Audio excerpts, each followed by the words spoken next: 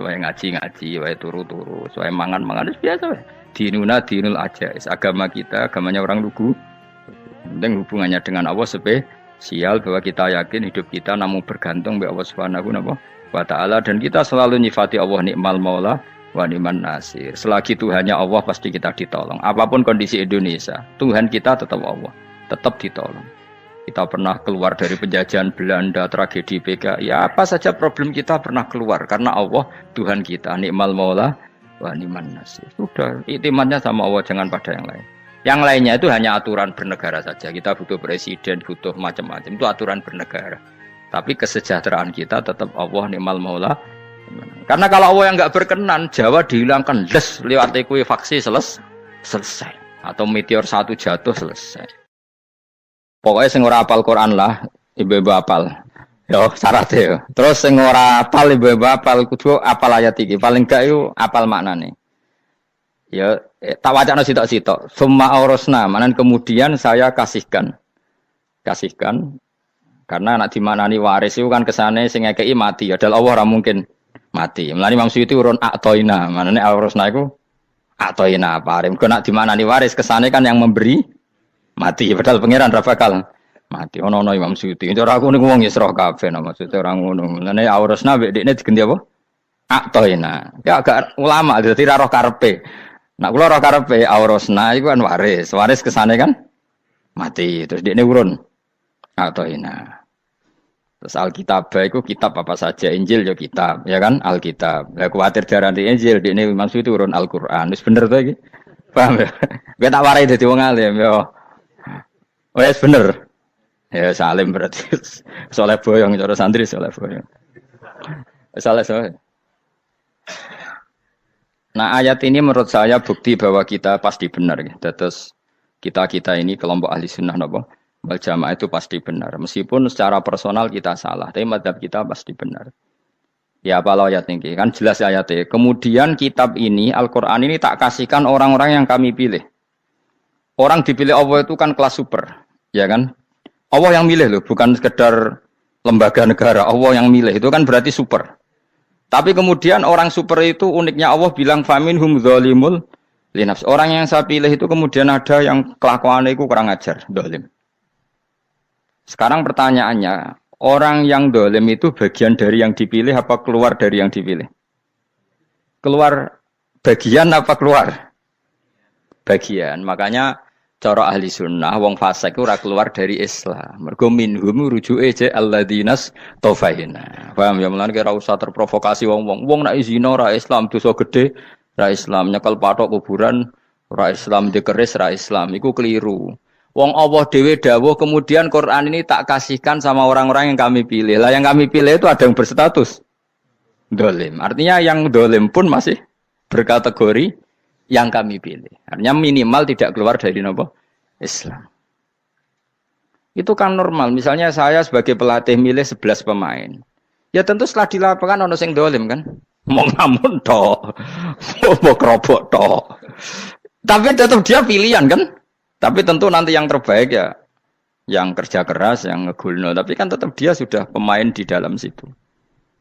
Jadi jelas ya. Makanya ya saya ulang lagi ya, tak latihan. Misalnya ja'an nasu, misalnya manusia itu datang faminhum zaidun, waminhum amrun, waminhum bakrun. Artinya ketika kata manusia itu pasti memasukkan zaid, amr, bakar.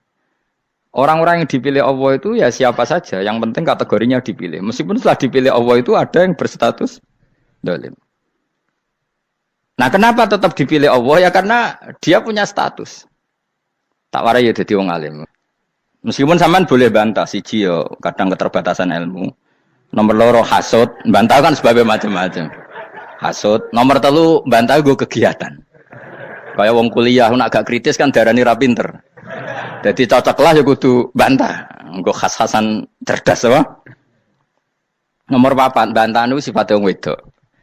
Menang kalah protes. Berarti kowe ora lanang berarti wedok, tukang protes e wedok.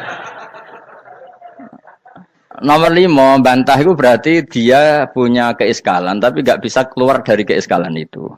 Jadi problem Anda ditimbangkan ke saya, itu ya ora sopan. Problem-problemnya dewe kok ditimbangkan ke saya.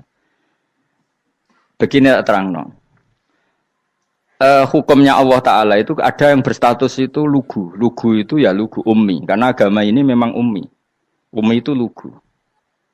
Sehingga agama ini tidak perlu diterangkan. Ngendikane Abu Hanifah, agama ini ketika datang, itu orang lugu. Lugu itu murni. Murni itu proporsional. Sehingga sifat ummi itu baik. Misalnya saya bilang gini, rungono awas kena keliru. Kalau kamu sholat itu batal kalau makan. Itu ukurannya 1 upo apa 1 piring? 1 upo kan? Itu sudah batal. Terus kalau saya bilang gini, Cong nak tamu keimangan, itu 1 piring tak 1 upo. Ndak jawab ya? 1 piring. Orang iso misal, tak keimangan, gue 1 upo. Nah, lalu Anda ditanya gini, lalu definisi makan itu apa? Memasukkan 1 piring ke mulut, apa 1 upo ke mulut? Dalam bab sholat, 1 upo ke mulut itu makan. Tapi dalam bab hormat tamu itu 1 piring. Setuju ya? Tak warai pinter kayak. Jadi hukumnya Allah itu ada 2. Ada hukum itu lugu dan ini bagus. Makanya saya itu kenangan saya terbaik dalam membela Allah dan Rasul. Saya ulang lagi, kenangan saya terbaik dalam membela Allah dan Rasul itu masalah faraid. Dulu mungkin banyak yang ingat lah ketika tahun berapa lupa saya. Tapi ada seorang menteri dan pakar Islam menggulirkan isu hak waris itu sama, lelaki dan perempuan sama, alasannya karena perempuan sekarang kerja. Jadi gara-gara kesamaan gender kemudian mereka ingin bagi waris itu apa? Sama lidzakari bisul hadil unsayain itu ditentang.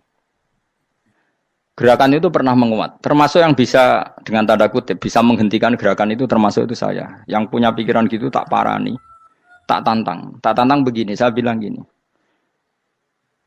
Anda ngomong ini itu karena pinter apa karena tren? Tak tanya. Ya karena pinter. Saya ini kan orangnya keren, punya kepangkatan jos lah. Ya kepangkatan jos, kepangkatan dunia. Mesti nak cara pangeran jos ora ya ora. Cara ukuran dunia itu jos lah. Tak tanya. Saya itu Pak Ba, termasuk yang setuju gerakan kesamaan gender. Dulu kan lelaki perempuan itu beda sekali karena lelaki kerja perempuan enggak. Sekarang sama-sama kerja, maka warisnya harus sama. Terus saya tanya gini, lalu penyebab warisan itu kerja apa lelaki? Dia jawab kerja. Dia nggak ngerti kalau ngadepin saya. Saya ini kan orang alim yang biasa belajar mantek. Dia ini roh nak aku ngalim. Sembrono ya jadi ini. Ketika tak tanya gini, lalu misalnya saya punya anak, yang anak saya putri itu direktur BUMN atau direktur bank atau direktur PT besar. Kemudian anak lelaki saya idiot, goblok. Warisannya dikasihkan siapa? Kalau kerja adalah alasan dapat warisan, berarti anak saya perempuan itu yang dapat warisan dong. Anak saya lelaki kan idiot, nggak kerja. Lalu warisan itu berdasar prestasi apa empati? Kalau berdasar prestasi malah Anda ini aneh. Sudah kerja direktur BUMN hanya karena dia kerja, dia dapat warisan. Karena Anda bilang asbabul irsi adalah kerja. Kalau saya bilang karena empati, saya juga agak fair. Yang kerja juga butuh modal gak saya warisi, tapi yang idiot tak warisi karena warisan berdasar empati. Lalu Anda milih mana? Bingung deh. Sampai dia ikrar, saya belum pernah mendapat perlawanan seperti ini karena Anda ngomong sama orang-orang goblok kata saya. Terus saya bilang, saya ini ngaji Wahab khatam berkali-kali. Anda mungkin baca kitab Wahab itu hanya terjemah. Maka menurut Islam yang menjadi hak waris itu sebabnya zukurah wal unasah, kelelakian menjadi dapat 2 bagian, keperempuanan menjadi 1 bagian, dan itu Islam tidak mau urusan dengan prestasi maupun empati, mujarrodul zukurah dan mujarrodul unusah. Sehingga dengan seperti ini tuh Islam nggak ribet. Coba kalau kamu pakai ilatul hukmi, pakai cara berpikir logika, malah ruwet karena tadi kalau kesamaan gender itu karena perempuan kerja, lalu misalnya yang lelaki idiot misalnya atau pengangguran, warisan kamu kasihkan siapa? Kalau kerja itu menjadi alasan hukum, kamu kasihkan yang perempuan kan? Aneh enggak? Yang sudah kerja malah kamu kasih warisan yang nganggur? Enggak. Berarti berdasar prestasi atau berdasar empati. Kalau kamu dapat warisan idiot dulu dong. Idiot dulu, goblok dulu, kecelakaan dulu, baru dapat warisan karena dapat empati. Yang sudah PNS enggak perlu dapat warisan karena sudah juga ruwet. Fikih seperti ini ruwet enggak? Ruwet. Nah, kata Imam Haromen gurunya Ghazali, agama itu kadang dinuna dinul ajais. Kita ikut yang lugu saja. Allah bilang lelaki dapat 2 bagian dari perempuan, ya lelaki ya yang punya alat kelamin, penis. perempuan yang punya farji, ya sudah gitu aja, gak usah ruwet-ruwet. Kenapa begitu? Ya sudah seperti itu. Nanti lama-lama gini kalau diterusin. Ada seorang dokter fikih perempuan. Dia menguasai fikih sholat. Ruhin lanang tapi gak menguasai fikih sholat. Rohnya mau pesolatan misalnya. Lalu yang jadi imam siapa kalau berdasar prestasi? Perempuan dong, karena dia doktoral fikih sholat. Dia menguasai aneh-anehnya sholat. Horo ibu masaili sholat dia menguasai. Sementara Ruhin takoi sholat itu apa? Pokoknya ini gugus ngadeg terus lugu. Terus ngadeg malih. Apa? Ada ngulang. Nak salam ngalerian. Dia tahunya hanya itu dok. Lalu kalau nuruti imam sholat adalah yang terpandai dalam fikih sholat, tentu yang imami perempuan. Tapi agama ini tidak seperti itu. Pokoknya wong lanang imami. Wong beda. Jadi makanya kata Imam Haromen, dinuna dinul ajais. Sampai Said Muhammad itu sering ngutip beliau gini kan, Allahumma imanan ka imanil ajais. Ya Allah, semoga iman saya menerima konsep engkau itu ka imanil ajais. Imannya wong wedok-wedok sing lugu. Ajus itu perempuan lugu yang sudah sepuh. Jadi misalnya ngukur anak seneng ya anak kono gedang goreng, ngekei duwe, ya lugu saja. Itu bagus.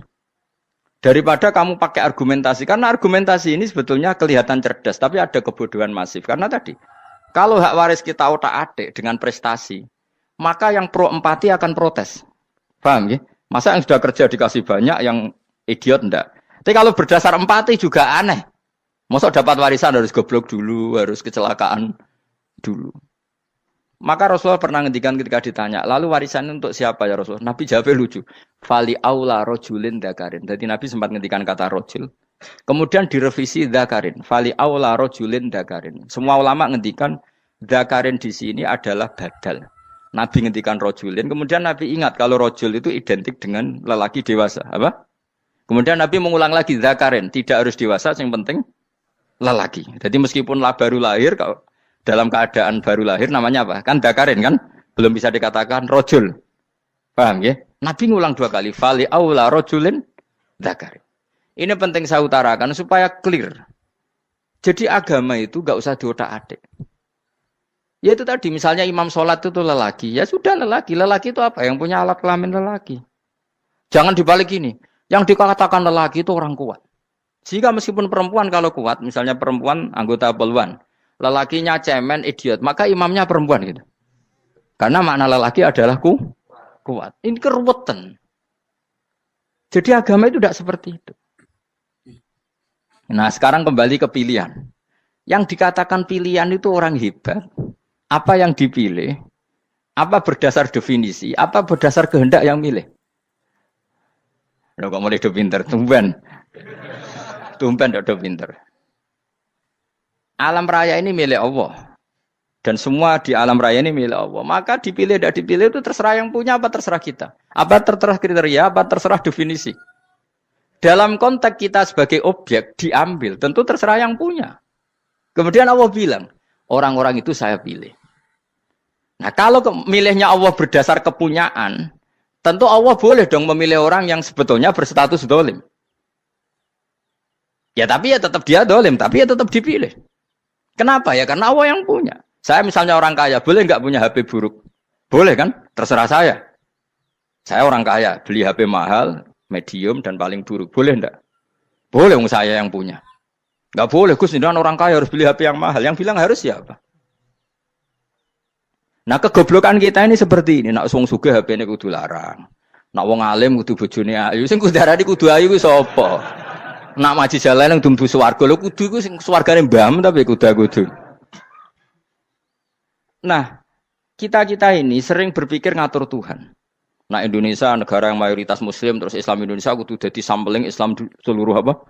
Dunia. Ya ora usah sombong ngono ya keben mayoritas juga wonge kakean ngono ae ora perlu GR jadi sampling percontohan Islam internasional ora perlu ngono. Lah misalnya terus jadi contoh misalnya di Masjid Haram niru Jumatan di Indonesia berangkat mbek do rokokan. Bariku tekike diusep-usepno ning pojok pager. Lah misalnya wong Mekah terus do ngono kabeh karena mencontoh Islam Indonesia. Kacau gak? Ora usah GR ngono biasa wae. Napa? Biasa wae. Terus misalnya mencontoh Islam Indonesia, Indonesia anak jaran Wali Songo terus tahlilan nunggu nganti setengah jam. Lah terus raudhah dikepung ngono rak macet Mekah Madinah. Mergo agar ziarah Nabi terus lungguh apa? Sak jam. Nak ning wali sak jam ning Nabi 2 jam lah kira-kira gitu. Ya malah nganyak Kanjeng Nabi tuh. Nabi sekaruan Afdhalul Khalqi mbok dongakno wa maghfir lahu warhamhu. Iku malaikat sak langit misah. Ya Nabi kok dongakno di sepuro. Kowe tapi ya butuh sepuro. Enggak boleh doakan Nabi gitu enggak boleh. Wa sholli ala sayyidina Muhammad wa ala alihi enggak boleh pakai ighfir lahu. Masalah kita tahlilan apa alam donga iku terus kamu gunakan. Ya misalnya terjadi percontohan Islam dunia terus Nabi kapundhut ditalkin, nek ditakoki waman rebuka piye. Terus Nabi warai waman nabiyuka. Mesti Nabi yo pro, lah aku Nabi coba takoki. Jadi kita ini sering kumo luhur karena kita mayoritas terus jadi percontohan ora usah ngono. Paham ya napa? Ndak usah ngono mayoritas sae tapi ora usah GR jadi apa? Percontohan internasional. Mungkin kalau masalah Islam damai ya bagus. Tapi itu kan tidak hanya Indonesia. Di mana-mana yang Islam damai juga banyak. Dan yang tukaran juga banyak. Toh yang tukaran nggak pernah maklumatkan diri ini percontohan janda. Ya biasa saja. Saya ulang lagi ya.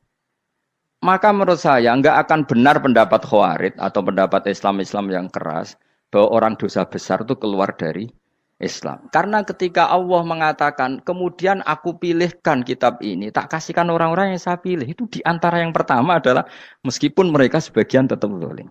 Artinya tetap zalim itu tidak menjadi dia keluar dari status Islam. Paham ya? Sekarang saya tanya, yang dikatakan warga Indonesia itu siapa? Ya siapapun yang bergeografis di Indonesia, lahir sebagai akte Indonesia, saya orang Indonesia. Kemudian ada yang penjahat, ada yang maling, kita penjara. Apa dia keluar dari kebangsaan Indonesia? Enggak kan? Sama ketika orang Islam menjadi zina dan fase koruptor, keluar dari Islam enggak? Enggak. Karena Allah tetap bilang faminhum. Apa? Faminhum. Jelas ya? Wes kayak gak ngarah Khawarij. Napa? Kalau Khawarij cara berpikir itu ekstrim. Setiap dosa besar itu mengeluarkan orang dari status Islam. Oh, itu bahaya sekali.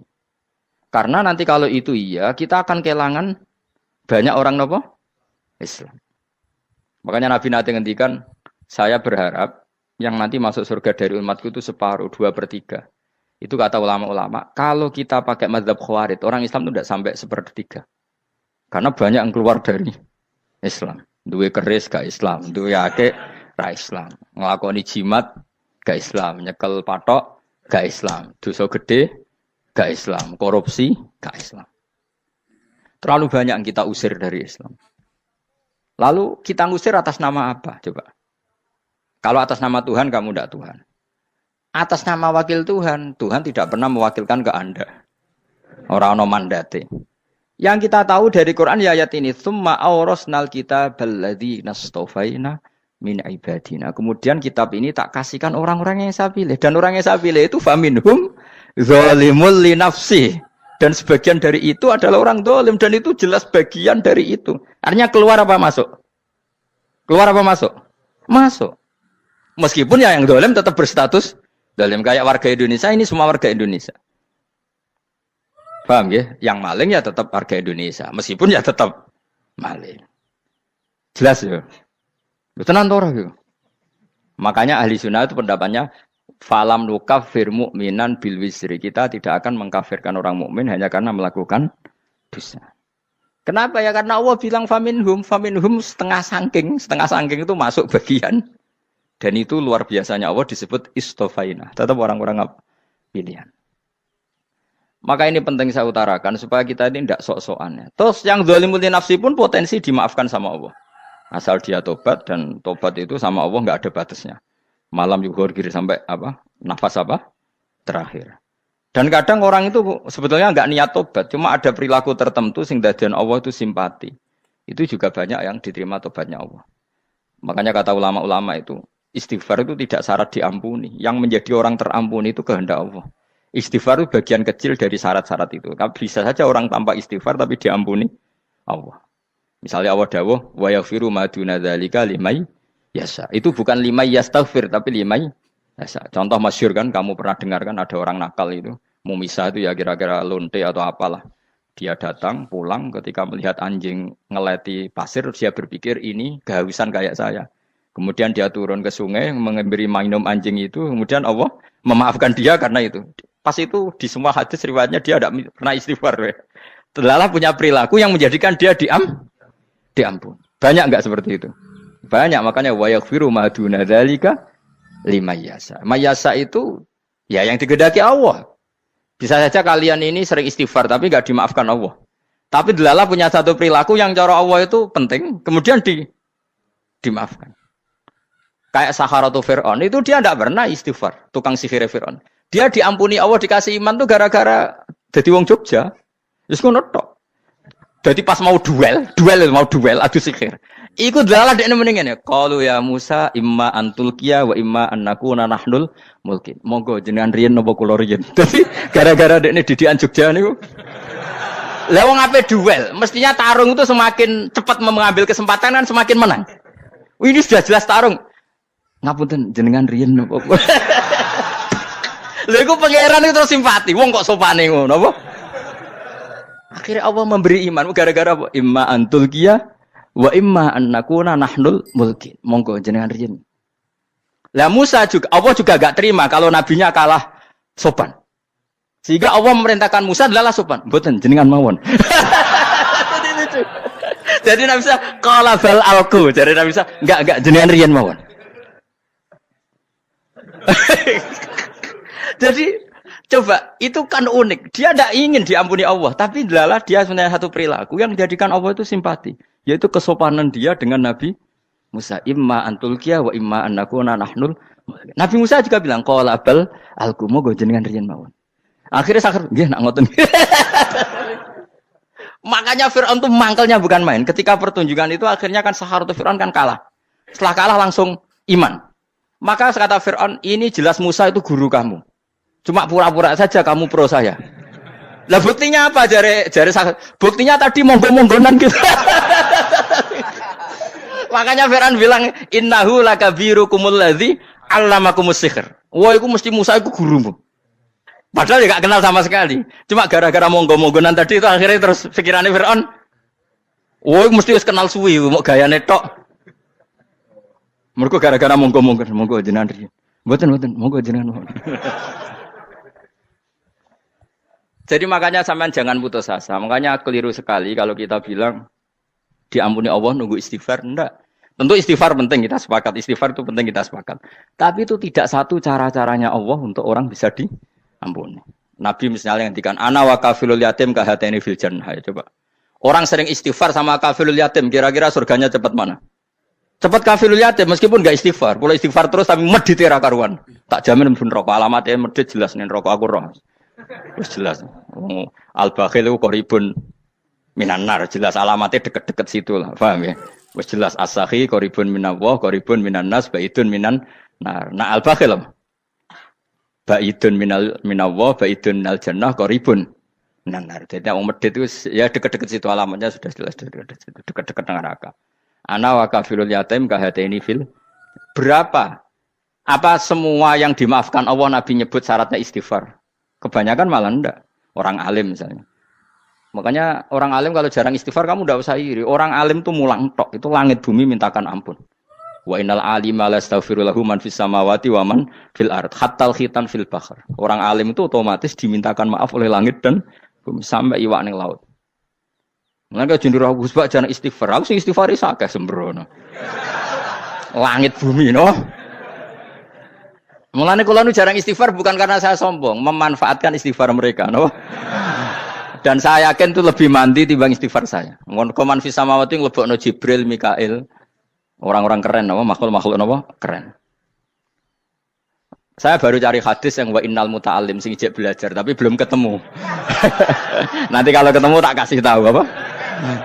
Karena hadisnya yang saya baca masih wa innal alim apa? Orang alim jadi agak ketat. Nah, nanti kalau sudah ketemu wa innal muta'allima. Wah, nanti dicari. Tapi pasti palsu kalau ada itu. Karena semua tagnya itu apa? Alim.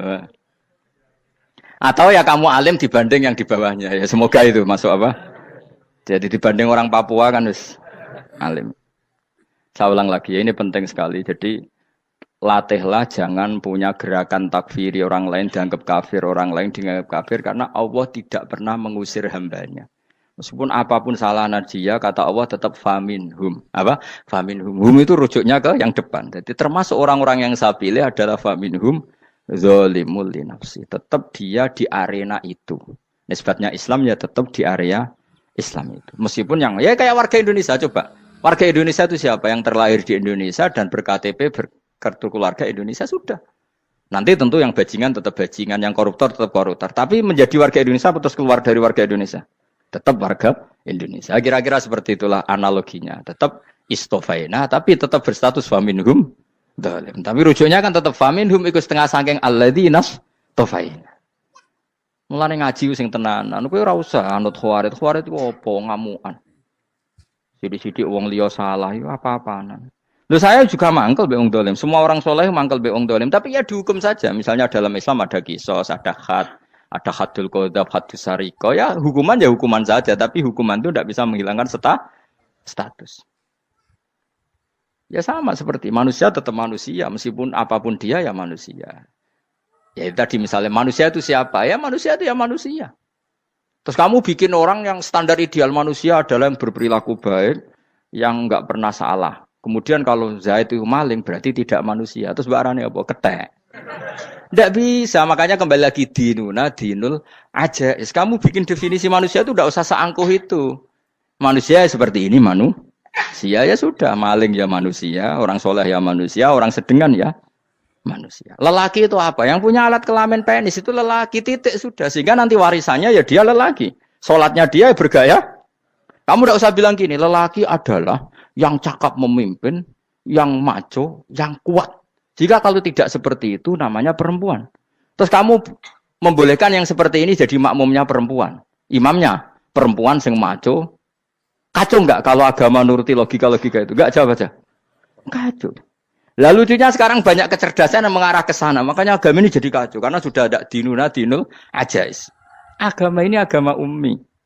Ya agama ini agama ummi. Kata Allah, huwaladzi ba'atsa fil ummiyin. Ummiyin itu lugu itu polos. Jadi kalau orang polos misalnya gini. Ini apa? Kira-kira kalau jawab orang polos ini. Jam. Bagus kan jawab jam. Jam untuk apa? Penunjuk waktu. Ya sudah seperti itu. Tapi kalau orang engkek. Ini itu apa jam? Itu barang murahan. Bulat kan oleh jawab. Ono numpak mobil carry itu apa? Itu black melaku. Yang mobil itu Alphard. Jadi kacau. Enggak boleh agama dibawa ke sana. Apa? Agama di sana dibawa ke sana. Nah itu madzhabnya ahli sunnah apa? Wal jamaah. Ketika Rasulullah ngendikan la yu'minu ahadukum hatta yuhibba li akhi, ora kok diarti ini ora iman. Sehingga yang menyala itu tidak iman, tidak seperti itu cara mengartikan ahli sunnah wal jamaah. Karena status itu tidak pernah hilang. Yang hilang hanya kesempurnaannya. Paham ya? Kesempurnaan kita jalani manusia hilang karena kita maling, karena jadi koruptor. Tapi tetap kita manusia. Kesempurnaan kita sebagai orang mukmin hilang kalau kita fasik. Tapi kita tetap mukmin. Paham ya? Makanya setiap hadis gitu kata ahli sunnah la yu'minu imanan kamilan. Wis dong ya? Dong. Ya terus alhamdulillah subhanallah. Ya udah alim. Aku kadang yang melok goblok aduh. Saya tuh sering dididik sama bapak saya, sekumpul wong akeh ya kudu melok goblok guys. Makanya bapak itu kalau ada orang pidato, bapak kan juga enggak suka pidato juga, tapi ya kerso kadang-kadang. Saya pun kadang-kadang kerso. Asal sing utus pernah guru, pernah sepuh kadang kerso. Nah, bapak nak pengajian diomongin balik dari bapak, malah bingung. Ngomong apa wae. Aku seneng wong bodho. Kowe enak urip wis happy no? Happy. Ya saya ulang lagi ya. Jadi kejati dirian itu tidak bisa hilang dengan standar keidealan. Yang hilang itu standar apa? Keidealan. Misalnya kita maling ya eman lah sebagai orang mukmin kok maling. Warga Indonesia kok kriminal tuh eman, tapi dia tetap orang Indonesia. Orang Islam tetap Islam meskipun dia fasik.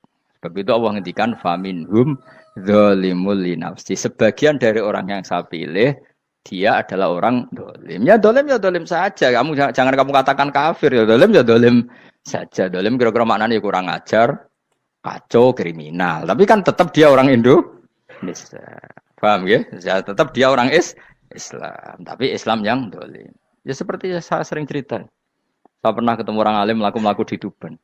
Iku pilih tanggamu. Wong Islam doku Wong Islam kok do kumat, umat Islam kok do mabuk. Ya tentu oknum ya. Tapi jare orang alim tadi, itu orang umat Islamku. Islam sing kumat. Jadi orang Islam itu hanya dua, umat Islam sama Islam yang kumat. Jadi kalau pas fasik ya Islam kumat. Kalau pas waras umat Islam. Ya sudah itu bolak-balik. Ya, jadi umat Islam. Jadi kalau di Jogja atau di Jakarta ada orang mabuk, itu berarti Islam sang kumat. Kalau pas ngaji umat Islam. Tapi kadang orang yang sama ya kadang umat Islam, kadang Islam yang kumat. Ya sudah seperti itu. Dan nanti pas diambil Allah ya tetap statusnya dua tadi.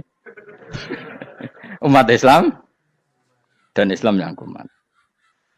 Jadi jelas ya. Jadi jelas sekali makanya orang Khawarij itu kata Rasulullah syarrul khalqi wal khaliqa. Ela-ela makhluk itu orang Khawarij. Karena dia menghilangkan status kejati dirian. Itu bahaya bagi kelangsungan negara. Negara maupun agama. Jadi misalnya kalau orang nyuwun sewu misalnya ada orang kriminal di Indonesia. Terus dianggap gak warga Indonesia. Terus mau dibuang kemana? Coba. Sama kalau semua orang Islam yang salah dianggap kafir. Terus lalu mau kamu buang kemana? Padahal dengan kamu katakan kafir. Artinya dia sudah tidak wajib sholat. Orang kafir tidak wajib sholat, tidak wajib puasa. Apa tidak lebih ngeri? Karena dia tidak berkewajiban melakukan ibadah-ibadah Islam. Berarti Anda lebih ridho dunia ini rusak. Ya misalnya Zaid karena megang patok kuburan atau melakukan dosa besar kamu katakan kafir. Setelah kafir dia wajib sholat enggak? Tidak kan? Wajib puasa enggak? Berarti kan malah jura-juran. Karena mendorong orang keluar dari ring permainan kesalehan. Tapi kalau kita katakan Islam, kemudian kita bina. Kan ini jadinya aset. Dengan kamu katakan Islam artinya menjadi aset kan? Bandingkan kalau kamu katakan keluar. Paham ya? Makanya Nabi ngendikan ala umatku itu apa? Khawarij. Karena ini bahaya. Bahaya. Negara juga gitu. Andai kan kita berpikir ekstrim, yang melanggar negara tidak warga Indonesia. Yang demo tidak warga Indonesia. Sing beda pendapat dengan pemerintah enggak warga Indonesia, negara ini habis. Kehilangan 50% warga Indonesia. Ya biasa saja, yang salah ya salah, tapi tetap warga Indonesia. Kalau secara aturan hukum harus dihukum, ya dihukum. Asal objektif, asal adil. Kayak misalnya santri saya, yang santrinya Gus Bak itu siapa? Ya pokoknya sing ngaji. Kamu gak usah pakai definisi ideal. Sing ngaji, sing paham, sing ora ngantuk, sing pinter. Yo ngiyai dul kok. Mana aneh. Jadi nek sing bener piye? Sing santri Gus Bak piye? Ya sing ngaji. Lah sing piye? Ya pokoke anggere sing teko ngowah-ngowah ya wis melok mlebu. Ora paham yo ngaji, paham yo ngaji. Wong didelok kolange itu pokoke anggere sing teko ngono. Malaikat ora niteni sitok-sitok iki paham ta ora iki. Oh malaikat itu ono sing drengki disalahno pangeran, kita tak jamin. Tapi bukan malaikat elit sing didrengki ora malaikat elit, malaikat awam napa? Masyhur itu kan. Innalillahi ta'ala malaikatan sayakhina fil ardi yabtahuna khilaqal dzikr. Terus Allah punya sekian malaikat yang tukang mencari-cari tempat dzikir. Khilaqul dzikri itu tempat-tempat halal haram, tempat-tempat ngaji. Kalau orang toreko ya tempat wiridan oleh maknanya. Tapi kalau orang fikih maknanya tempat diajarkannya halal dan haram. Terus setelah ketemu orang ngaji, terus kata para malaikat sing apian, halumu ila buhyatikum. Ini tempat kamu, ini orang ngaji.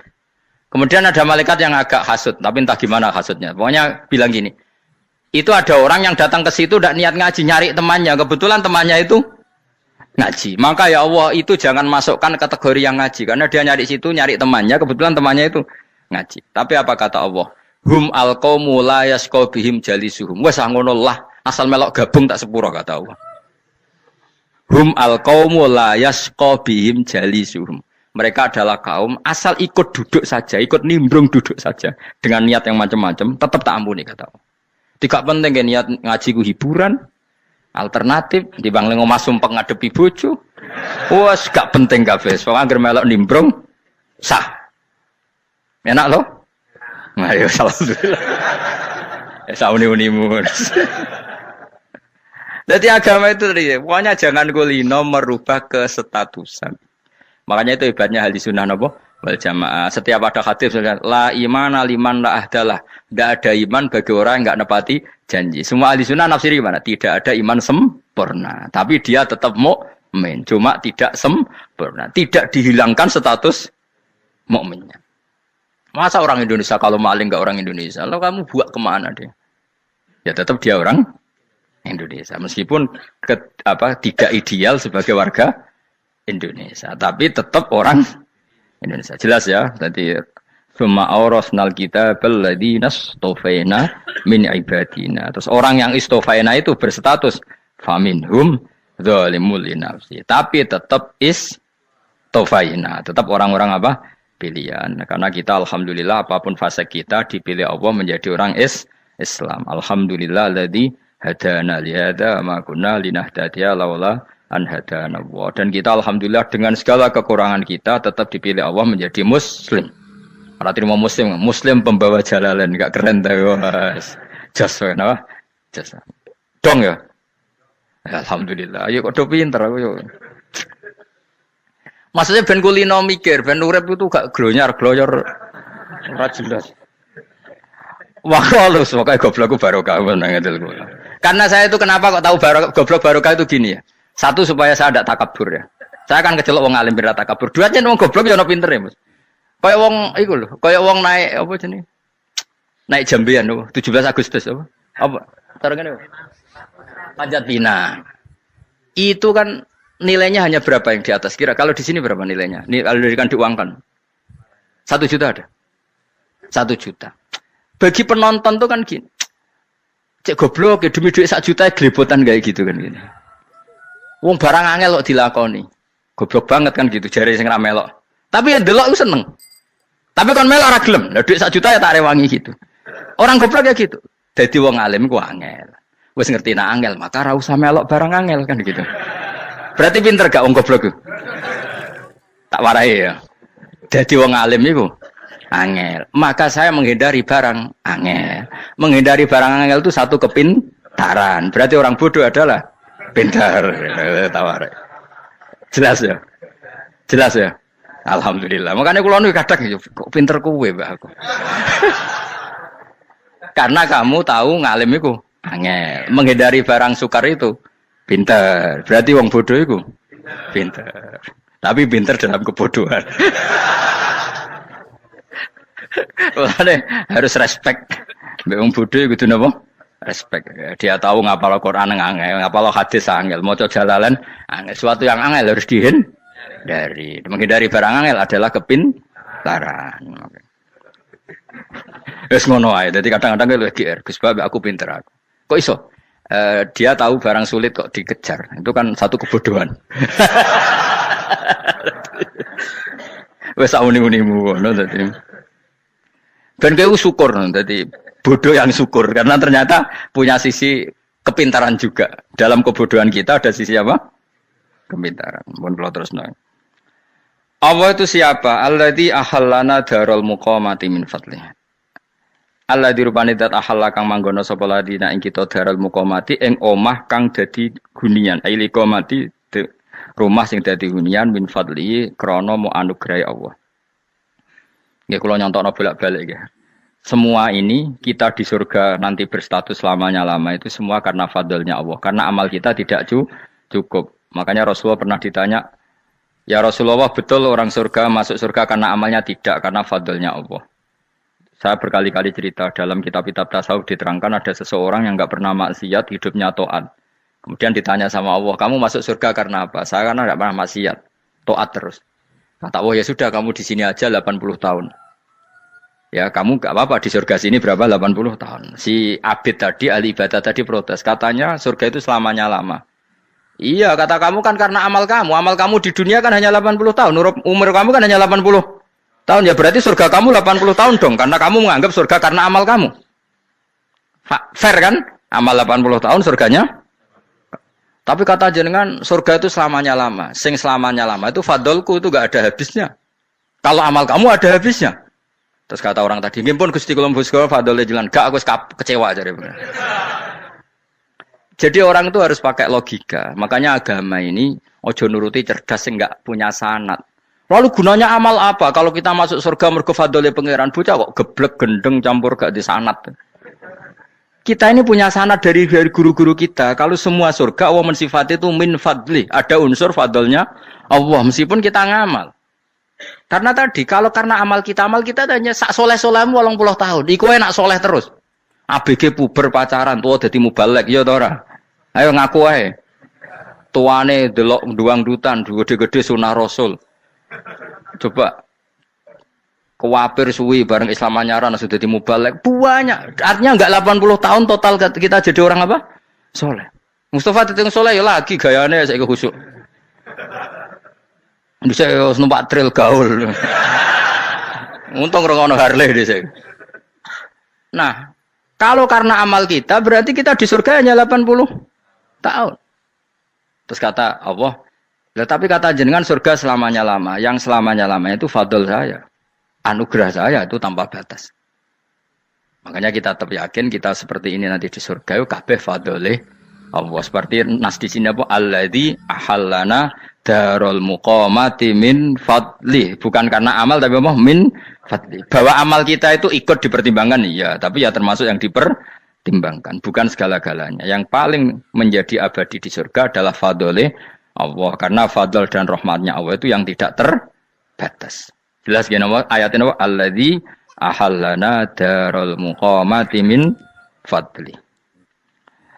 Laya masuna orang kepona ing kita via ing dalam jannah apa nasobun apa kangelan eta abun desi kangelan walaya masuna lan orang menyentuh nak ing kita via fil jannah apa luhubun apa kerepotan. Iya untuk kesep kepayaan menata api saking repot. Li ada mitaklifi krana ora anane mukallaf via ing dalam jannah. Ning swarga supaya enak ora perlu traweh, ora perlu macem-macem. Semen kelon ambek idadari sing nganggur-nganggur semen kelon.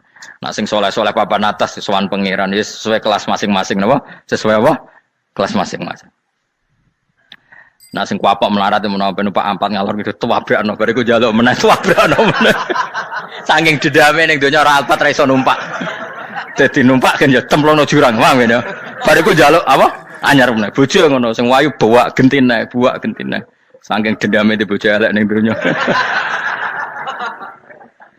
Serapopo gak masalah ini swarga aman apa?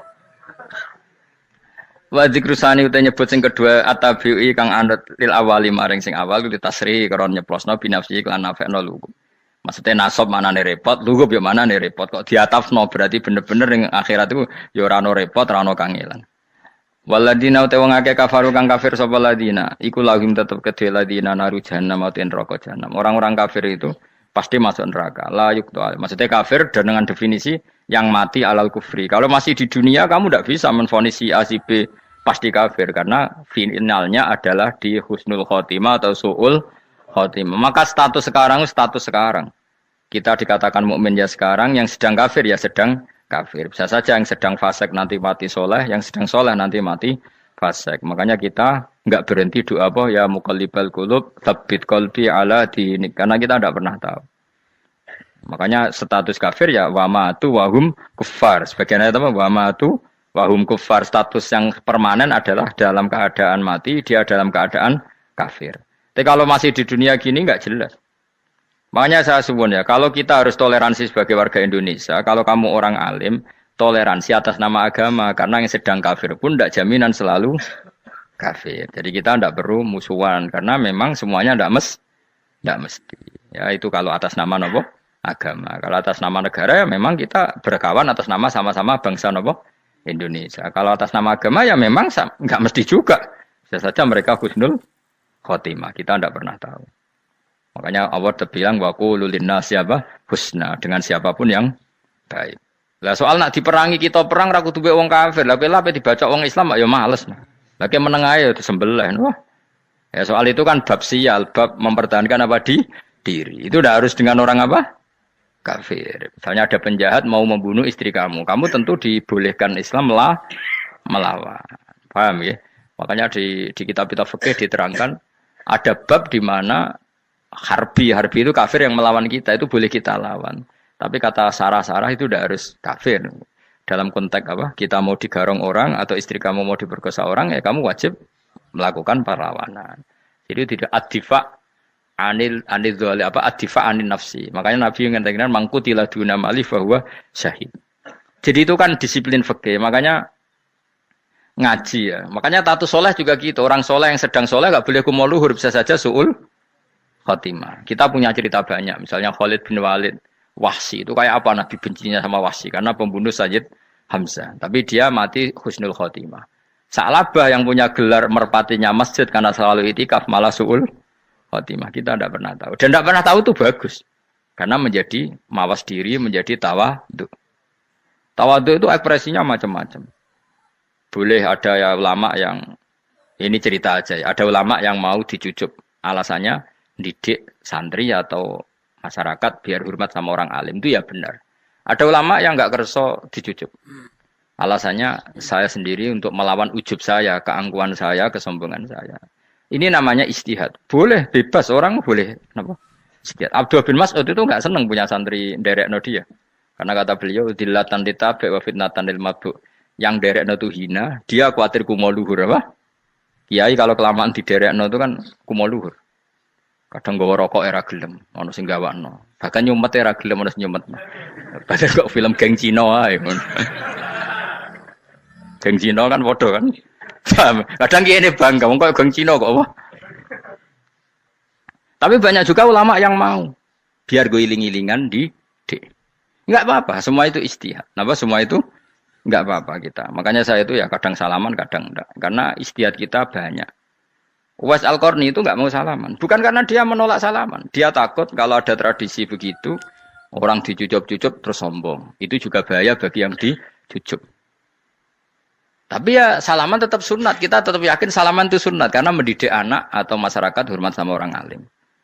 Tapi kalau itu terlalu masif, nanti orang yang abal-abal menjadi keangkuhan. Delok wong sakmenake nyucup aku kabeh. Keren gak? Keren apa nih? Soalnya jenengan ditakdir pun rokok aneh-aneh wae. Enggak ada yang keren di dunia. Yang keren adalah makanya Salman Al-Farisi ketika dia sukses menaklukkan Persia, itu mau syukuran. Kata Salman Al-Farisi, "Engkau, Jong. Kalau saya nanti masuk surga, saya mau syukuran, tak undang sampean."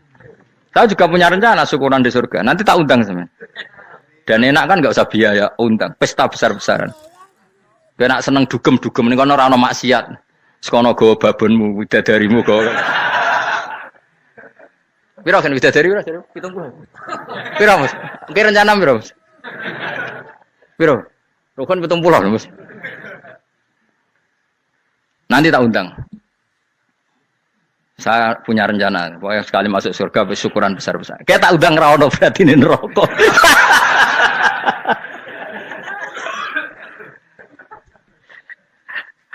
Tapi nak ngundang aku ra ono beda kelas sembrono gitu. Dataku ra ono ning kelas wargamu ra ono. Kata Salman Al-Farisi gini, kamu ndak usah muji saya kan dia dipanggil ya Karim, kamu orang terhormat. Kata Salman Al-Farisi, in dakhaltul jannah fa ana karim wa in dakhaltun nar fa ana laim. Jadi saking sopannya ashabu Rasulillah itu ada yang dipanggil ya Karim aja ndak mau. Tunggu Jung ya, panggilan itu sematkan saya nanti ketika saya masuk surga. Kalau saya masuk surga, fa'ana karim, saya berstatus orang mulia. Tapi nanti kalau saya masuk neraka, fa'ana laim, saya orang yang terhina. Jadi dulu ashabu Rasulullah seperti itu. Terus ada ulama yang melawan nafsunya macam-macam. Misalnya saya milih jarang ada sowanan, saya dapati senang banyak santri sowan. Tapi bukan karena benci, enggak. Karena saya takut sebagai orang yang sangat terhormat. Saya ngaji di mana-mana suka yang nggak usah pakai kursi, gue iling-ilingan kalau saya dan kamu setara. Saya sebenarnya bisa aja minta kursi tinggi koyok ketua MK. Banyak kan ngaji nih serapati ngalim tapi gue kursi ning dhuwur, santri neng ngisor gue ya nih kok pinter-pinter. Jebule kitabe maknanan bener konangan. Sing rasa apa modus. Ya tapi tidak suudzon ya, tapi ono tenan wae. Tapi kalau saya cara berpikir sederhana, kita kan sama-sama umatur Rasulillah, ya sudahlah hadin sawa. Lu andai kan kamu sanggup maca kitab ya gentenan ra masalah. Kadang dia maca aku ngrungokno, kadang aku maca enggak apa-apa. Nah ono sing wani. Tapi sekali salah tak lorot. Nah. Jadi dulu sahabat itu biasa. Ada yang cara ekspresi tawadhu kayak Uwais Al-Qarni enggak mau salaman karena takut dicucuk. Ada yang suka salaman karena mendidik. Banyak cara mereka melawan nafsunya sendiri apa? Melawan apa? Nafsunya. Istri saya itu dari keluarga pondok Jawa Timur. Itu dulu eskal sama saya, janggal. Karena anak saya kalau mau jajan itu saya tidur pun dibangunkan. Pak bangun, saya minta uang. Itu ya sampai sekarang begitu. Istri saya itu eskal, janggal. Karena janggal kan ada Jawa Timur sopan sekali sama orang tua. Tanya saya. Karena dia keluarga orang terpelajar tanya, kenapa itu dibiarkan? Saya jawab saya. Ya kalau tidak minta saya nanti minta mbak-mbak atau kangkang. Orang yang paling harus dingel-ngel anak itu orang tuanya. Sehingga yang paling harus diganggu anaknya ya orang tuanya. Sampai sekarang anak saya berani minta mandi saya, gendong saya. Kalau orang tuanya aja gak siap dingel-ngel, lalu apa kata dunia? Kan aneh. Nah, itu ajarannya bapak. Saya dulu bapak Sugeng tuh biasa jagoan sama bapak. Ya biasa misalnya saya lupa kalau pengen mangan ya, cung tuku. Zaman itu pakai motor, pakai sepeda motor biasa sama bapak kepandangan. Saya sampai sekarang sama anak-anak saya akrab. Karena pikirannya orang tua saya dulu ajarannya yang paling berhak dingel-ngelo anak ya orang tua. Ini kan gak fair. Kita sebagai orang tuanya digugah gak terima, kon ngedusi gak terima, kon nyawi gak terima, orang lain disentak suruh nyawi. Dan orang lain itu pembantu hanya karena kamu gaji. Kamu gaji seberapa? Hubungan anak dengan pembantu itu kan karena uang.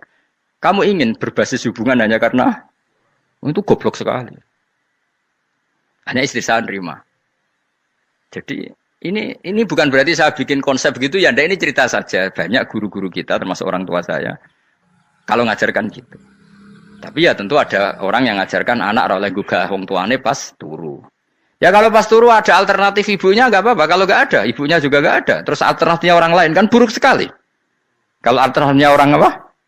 Lain.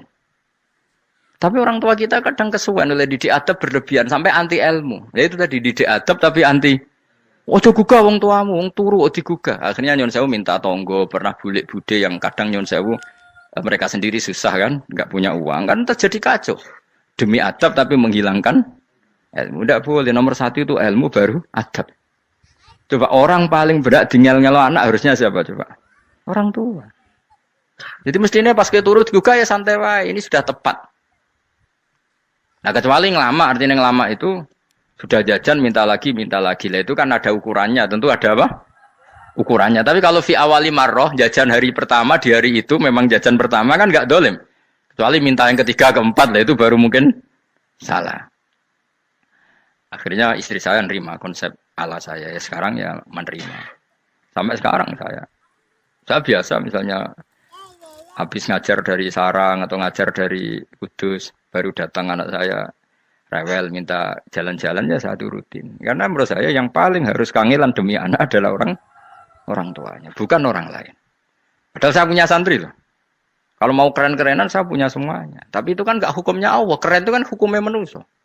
Di santri terus dia ini berhak ngongkon. Itu kan hukumnya manusia. Hukumnya Allah ya gak ada. Hukumnya Allah ya wong tua, be anak-anak be wong tua.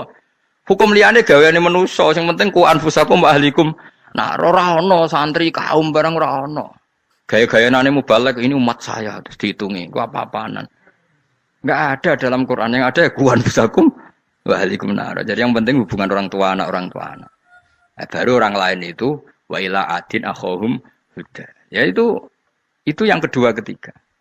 Tapi ilmu ini sudah banyak yang hilang. Makanya banyak mubalek ngamuk anak. Bocah rasopan, aku nang jopo ning tinti wong wedi aku. Anakku dhewe rasopan. Lah bapak dhewe rasopan ya. Karena mendahulukan orang lain ngalahkan anak. Ketika anak rasopan dekne gremeng apa? Memangnya dia sopan cara hukumnya Allah dan Rasul. Ketika mendahulukan orang lain itu dalam status hukum Allah dan Rasul dia sudah tidak sopan. Ada dosen ngajar mahasiswanya dengan segala artikulasi terbaik, kemampuan bareng rangno anaknya sampai rasa-rasen. Ya gitulah baca sendiri di buku. Ya gitu. Karena di kampus dapat gaji, nampi anaknya rantuk gaji. Banyak orang mulang ngarepe wong akeh iso tenanan, mulang anaknya ra tenanan. Mereka nak mulang wong akeh diapresiasi, nak mulang anaknya kadang tinggal dolanan kadang. Itu tidak benar, tidak seperti itu Islam mengajarkan. Islam mengajarkan nomor satu ku anfusakum wa ahlikum, jaga diri kamu dan keluarga kamu. Makanya Rasulullah itu ngajari sholat Hasan Husain diajarin sendiri cucunya, diajak ke masjid diajarin. Meskipun jadi hak-haknya sebagai seorang anak, numpaki Nabi ya dibiarkan, tapi diajari kebaikan diajarin sendiri. Sampai Said Hasan umur 8 tahun sudah menjadi rawi hadis karena memang diajari sendiri oleh siapa Rasulullah. Kayak apa? Kalau sekarang enggak kiai cilik anak di pasrano candalem terus enggak mau tahu. Juga sidik itu pasrano pembantu. Barang anaknya akhlaknya kayak pembantu ngamuk. Memangnya yang bikin itu siapa? Yang memulai siapa? Nah, hukum-hukum begini itu harus kita mulai tegakkan. Ya kayak dipanggil ya Karim. Kita termuliakan tuh sampai berapa? Banyak kan dulu orang mobil aja dibukakan, dia boleh kecekel KPK. Pas mulia, Masya Allah, buka mobil ya tahu. Ngerti-ngerti cekal KPK. Kayak sama. Ning dunya disubuh-subuh sebenarnya neraka kan rugi bener. Makanya saya ngikuti mazhab Salman Al Farisi. Saya sudah niat syukuran besar-besaran tak jamin. Tak undang teman. Tapi daripada saman konangan nggak di situ mendingan ndak ya. Karena kalau ada undangan nanti kelihatan siapa yang di dalam dan siapa yang di luar. Nggak usah ya. Nggak usah. Nanti takutnya nggak ada di situ malah mari ngenes kula. Kecuali nggak ada di situ malaikat itu nggak ada Gus di kelas jenengan tapi mungkin di bawah ada. Alhamdulillah kalau gitu mau beda napa? Kelas. Tapi nak sing sitok ning swarga sitok neraka innalillahi wa inna ilaihi raji'un. Tapi semoga malaikatnya hanya jawab gitu. Enggak ada Gus, kalau di kelas ini enggak ada. Mungkin di bawahnya ada. Tapi nanti pengurusnya enggak mau, pengurus surga itu. Enggak bisa ini, kalau beda kelas harus pakai visa. Karena lintas apa? Negara. Ya jelas ya, jadi kata Salman Al Farisi gimana? Jangan panggil saya ya Karim sekarang. Kalau nanti saya masuk surga, fa'ana Karim. Wa in dakhaltun nar fa'ana Laim. Laim itu terhina. Nah kalau semua orang berpikir begitu kan semuanya tawaduk, semuanya tidak kumoluhur. Ya karena ya dunia ini nggak pernah jelas. Makanya Nabi yang Nabi saja berdoa apa ya muqallibal qulub, tsabbit qalbi ala dinik. Dat yang membolak-balikkan hati. Karena kayak apa kita mencintai Indonesia, mencintai masyarakat Indonesia. Tapi kayak apa kalau kamu sudah datang ke Singapura? Rawang Singapura dinamis terus gerutu. Orang Indonesia itu pemalas, tidak kayak orang Singapura. Dinamis maju. Tapi kalau urip di Singapura gak gelem. Tapi di Indonesia men gerutu orang Indonesia tidak kayak orang Singapura. Cara aku nak ngomong ngono gak usah urip ning Indonesia, kalau urip ning Budi. Singapura. Islam Indonesia gak mutu kayak dak di Timur Tengah, cobaan semua gini-gini. Enggak ana wong goblok ra iso ngaji cobaan ya dekne ra trimo. Goblok cobaan. Angel ngadepi wong iku angel. Terus kon piye? Biasa wae koyo kula jenengan wis biasa. Soale ngaji-ngaji wae turu-turu, soale mangan-mangan wis biasa wae. Dinuna dinul ajais. Agama kita, agamanya orang lugu. Yang penting hubungannya dengan Allah spesial bahwa kita yakin hidup kita namun bergantung kepada Allah Subhanahu wa taala dan kita selalu nyifati Allah nikmal maula wa ni'man nasir. Selagi Tuhannya Allah pasti kita ditolong. Apapun kondisi Indonesia, Tuhan kita tetap Allah, tetap ditolong. Kita pernah keluar dari penjajahan Belanda, tragedi PKI. Ya apa saja problem kita pernah keluar karena Allah Tuhan kita, nikmal maula wa ni'man nasir. Sudah, iktimatnya sama Allah, jangan pada yang lain. Yang lainnya itu hanya aturan bernegara saja. Kita butuh presiden, butuh macam-macam. Itu aturan bernegara. Tapi kesejahteraan kita tetap Allah nikmal maula. Karena kalau Allah yang enggak berkenan, Jawa dihilangkan les lewat ekuifaksi selesai. Atau meteor satu jatuh selesai. Makanya Allah selalu mensifati dirinya, saya yang memegang langit bumi, saya yang mengatur langit bumi. Beberapa benda langit enggak jatuh ke bumi karena saya, kata Allah. Inna wa yumsikus samawati wal ardo antazula wala inzalata in amsakahuma min ahadim min ba'di. Kalau sistem alam langit itu hancur, semuanya hancur. Tapi kita enggak. Kadang-kadang membayangkan dunia enggak hancur itu kalau kestabilan negara. Negara tak stabil, kalau alam enggak stabil mau apa? Semuanya enggak koruptor, semuanya adil. Tapi diguncang gempa tetap selesai. Diundang faksi tetap selesai. Makanya Allah selalu mengingatkan kita, aamintum manfis sama yakhsifa bihumul ardo fa idza hiya tamur. Kenapa kamu merasa aman di bumi? Bumi ini setiap saat bisa likuifaksi, kata Allah. Karena bumi itu dzatis sode, potensinya pecah. Tapi kalau kita ingat situ kan akhirnya bergantung sama Allah. Sambil bernegara secara benar, bertetangga secara benar. Susahnya apa sih hidup benar? Wong hidup benar itu nikmat. Kulo mboten nate urip susah. Ngerti masalah seling pangeran Gusti, niki wae jenengan ya sudah selesai. Jadi nak tahlilan ojo ngrameni tok, dijiwai nikmal maula. Nikmat itu sebaik-baiknya, nikmat itu sebaik-baiknya. Artinya kita selagi punya Tuhan itu pasti nasib kita ya sebaik-baiknya. Ngomongin nikmal maula tapi mbek gerutu.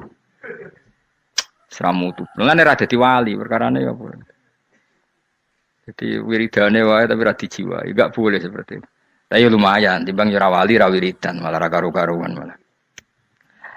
La yuqda alaihim raden putusna sapa alaihim ing atase ahlun nar bil mauti lan mati fayamutu mongko iso dadi mati sapa ahlun nar fayastarihu. Mongko iso istirahat sapa ngakeh. Jadi ahlun nar ketika disiksa minta mati. Maksudnya mereka minta mati itu tidak merasakan sakit. Tapi nyatanya mereka sudah tidak bisa mati. Berarti disiksa terus menerus.